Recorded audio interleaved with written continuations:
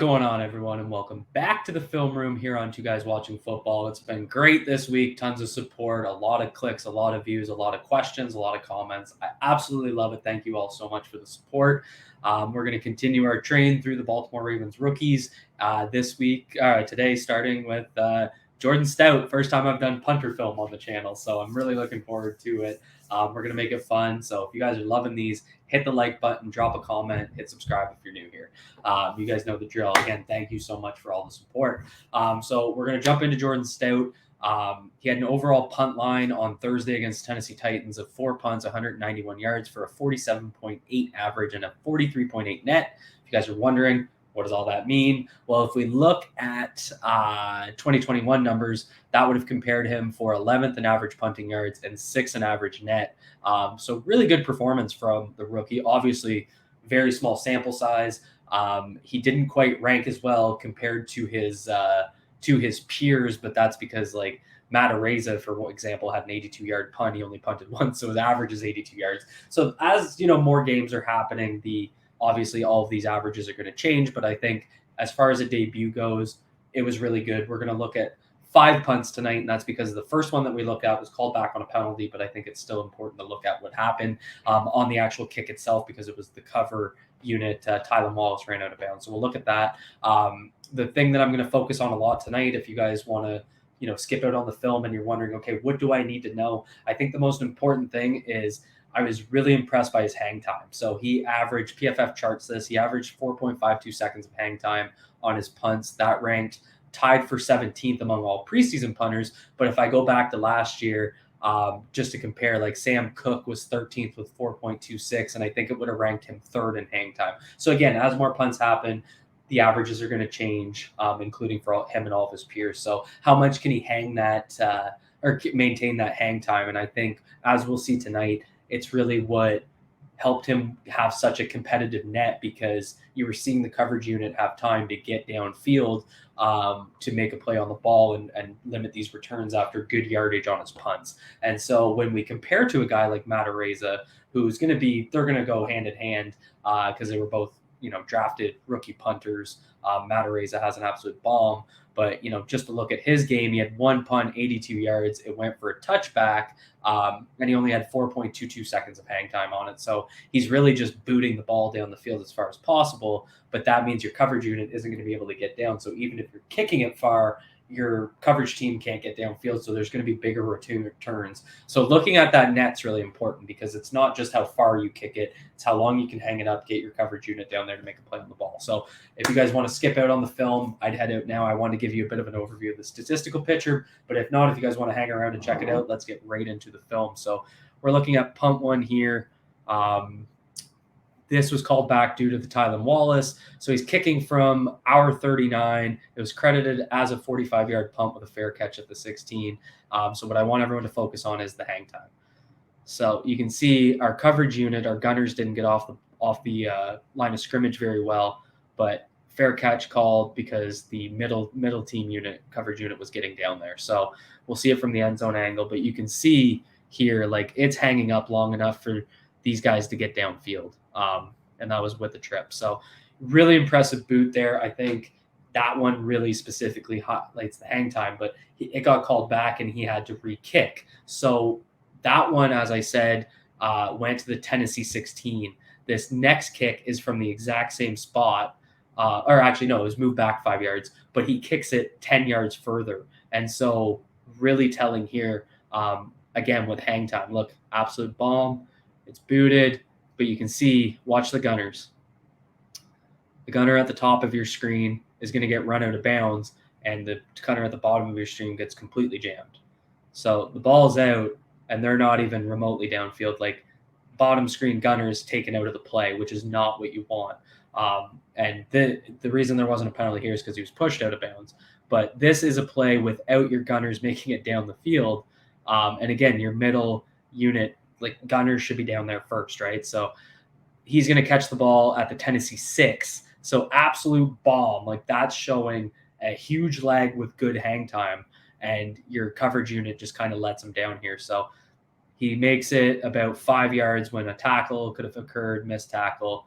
He took it for an extra, It was a return of about 13 yards, but could have been. So again, that impacts that net, right? But his coverage unit misses a tackle. His gunners don't get downfield. All of that factors into this, but I think the punt itself from Jordan Stout was really impressive. So that one, because it was from our own about 26, I think, really shows what he's going to be able to do on longer punts with where he's trying to get it down, hang it up so that he can flip the field. Both of those punts, even though one was called back, were inside the Tennessee 20. So you flip the field now, which is great. And you've pinned them inside their 20, which is kind of what he was known for in college. So really impressive punts there. The third punt we're going to look at here, this is just another view of it, so I'll just run it through. But the third punt we're going to look for here was, again, an absolute bomb. It was, let me get up here, sorry. So this one is going to be credited as a 56-yarder, but he's releasing the ball from 10 yards back, so it was actually 66 air yards from Jordan Stout. There's another penalty. Rally Webb here at the bottom of your screen goes out of bounds, but they just moved the ball 5 yards from the end of the kick.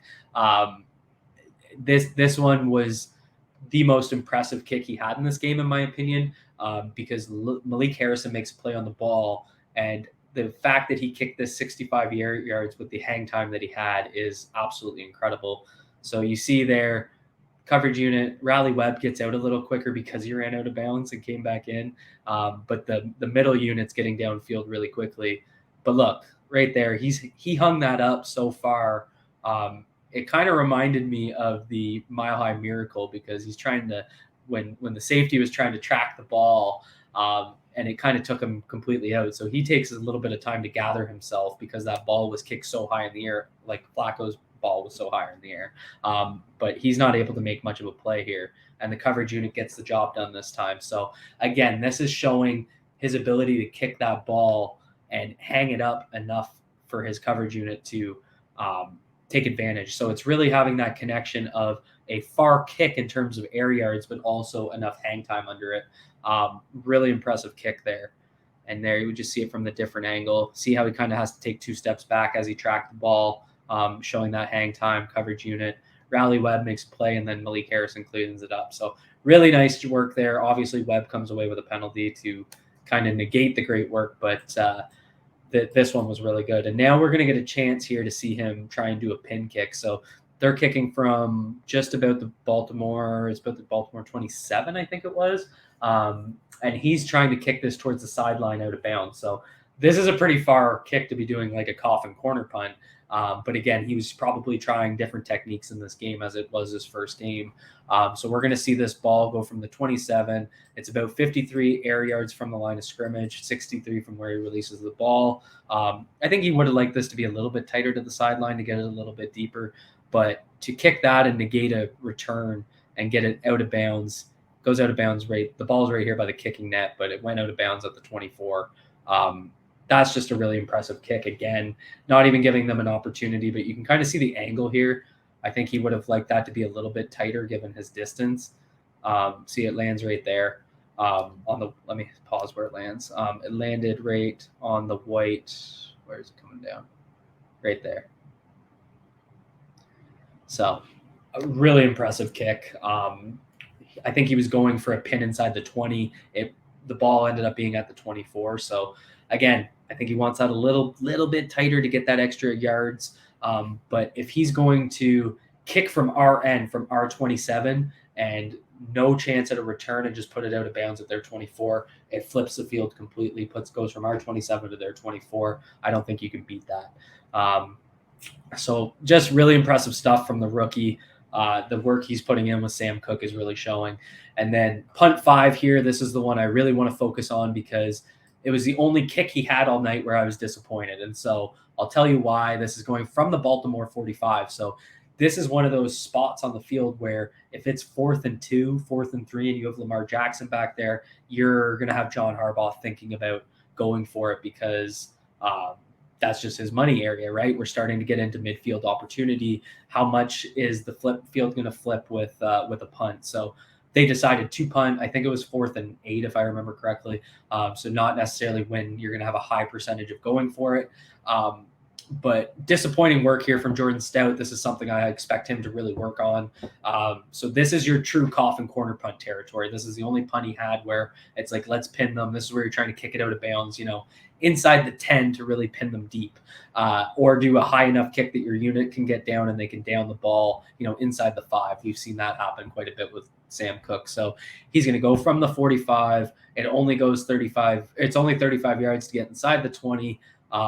And it goes to the Tennessee 24 for only 31 yards from the line of scrimmage. So disappointing there. I think that really hurt his average air yards because, as I was saying earlier, they're all going 50 plus. But this one was just shorter. So you can see it right here.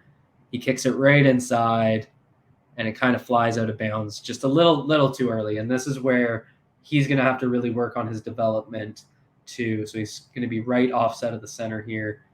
And I think he takes 2 steps. 1, 2, boom.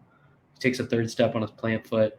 So again, he's trying to pin it in around this area where the returner is. And it just goes off of his foot too far left. It lands about at the yellow line here. That's not what you want. So that's really the only kick where I think anyone would feel a little bit disappointed with the outcome. Again, at that distance, you're trying to pin them deep. Something he's going to have to work on. So question is, what are the takeaways here? What do you guys need to know? So I think evidence from the first 4 kicks, really strong ability to get that yards plus hang time ratio, which is really what creates time for your coverage unit to flip the field. The Ravens aren't usually, with Lamar Jackson on the field, kicking from inside their own 30, but if they have to, I think we can trust Jordan Stout to flip the field, which is what we want from our punter.